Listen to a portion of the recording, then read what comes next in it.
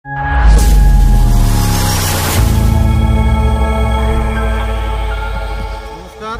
মই আবুল হাছেম মুৰ্ছিদ এডভান্টা এণ্টাৰপ্ৰাইজেছ লিমিটেডৰ তৰফৰ পৰা আপোনালোকক স্বাগতম জনাইছোঁ।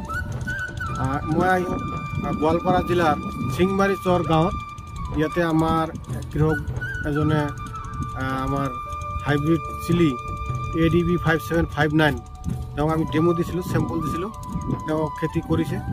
আজি আমি ইয়াতে আহিছোঁ তেওঁৰ খেতিটো চাবলৈ কেনেকুৱা হৈছে আৰু তেওঁৰ পৰা জানিম যে এই জলকীয়াটো কেনেকুৱা, কেপচিকাম জলকীয়া। বলকচোন যাওঁ তেওঁৰ পৰা আজি জানো কেনেকুৱা হৈছে। আপোনাৰ নাম আৰু গাঁৱৰ নামটো ক'ব।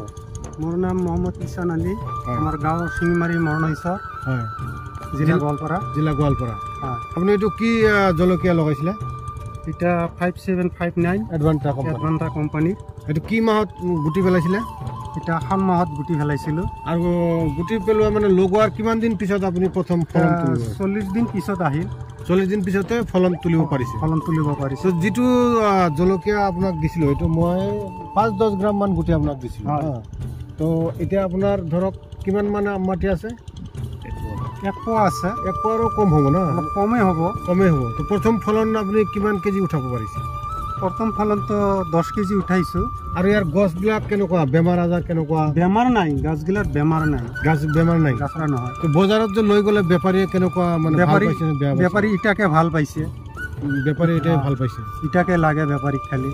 এটাই লাগে। কিমানকে বিক্ৰী কৰিছে? 40 টাকা কিলো। 40 টাকা কিলো বিক্ৰী কৰিব পাৰিছে। ঠিক আছে। এই জলকীয়াটো যদি আপুনি অহা বছৰ জলকীয়া খেতি কৰে, আপুনি এইটো খেতি কৰিবনে? এইটো খেতি কৰিম। আৰু এই ভিডিঅ'ৰ জৰিয়তে আপুনি আমাৰ যিবিলাক কৃষক বন্ধু চাব, তেওঁলোকক আপুনি কি পৰামৰ্শ দিব বিচাৰে যে এই জলকীয়া খেতিটো কৰিলে ভাল হ'ব নে বেয়া হ'ব? এতিয়া জলকীয়া কৰিলে ভাল হ'ব, লাভৱান হ'ব। ইয়াতে কেনেকুৱা ফলন লাগি আছে।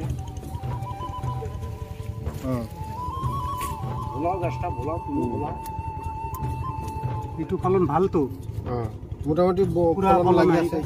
বয়স বেছি হোৱা নাই গছৰ। আমাৰ এতিয়া অহা বছৰ আপুনি কি এইটো ঠিক আছে।